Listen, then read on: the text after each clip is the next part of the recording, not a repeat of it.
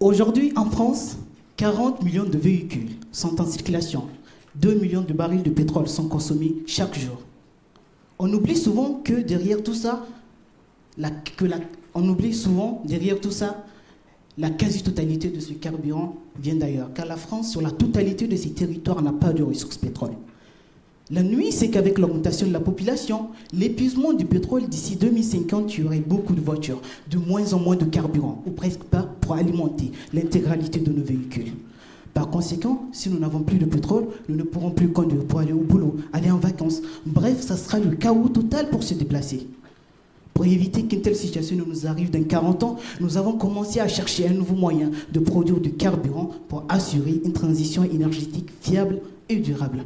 Ceci dévoile en partie tout l'intérêt de ma thèse, qui est d'étudier comment on pourrait exploiter la matière végétale très abondante tout autour de nous pour produire ce qui pourrait être le carburant du futur. Rassurez-vous, le but n'est pas de couper les arbres, ni de vous faire choisir entre manger et conduire. C'est pour cela que je m'intéresse tout particulièrement à des déchets de bois, de la paille et même les déchets de vos anciens meubles bois. Une chose, c'est que tous ces matériaux sont constitués de 3 principaux composés. La cellulose et les hémicelluloses qui sont en fait 2 sources de sucre et la lignine. Dans le bois, ces 3 composés sont très liés entre eux à travers des liaisons très fortes, presque impossibles à casser. Ces liaisons sont d'ailleurs la cause de la rigidité de tous les matériaux bois et qui les rendent également difficiles à la déconstruction. Ce que je fais à travers ma thèse, c'est que je mobilise tous mes efforts pour trouver un moyen qui soit à la fois efficace, économique et super sympathique avec l'environnement pour casser les liaisons qui unissent mes 3 composés et donc pouvoir récupérer mes 2 sources de sucre. Comment je m'y prends? J'utilise un micro-ondes, un peu comme celui que vous avez tous à la maison.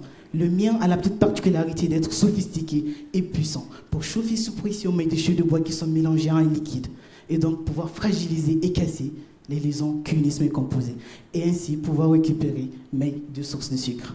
Après les avoir récupérées, je les fais fermenter en utilisant de la levure, un peu comme pour produire de la bonne bière. Mais bon, plutôt que de boire cette bière qui a en réalité de l'éthanol, elle servira à faire rouler nos voitures. Eh oui, vous avez bien entendu, ça servira à faire rouler nos voitures. Si vous ne le saviez pas, l'éthanol est un bon carburant avec un pouvoir énergétique élevé, pouvant bel et bien remplacer le carburant que nous consommons aujourd'hui. Et donc, nous avons notre carburant du futur.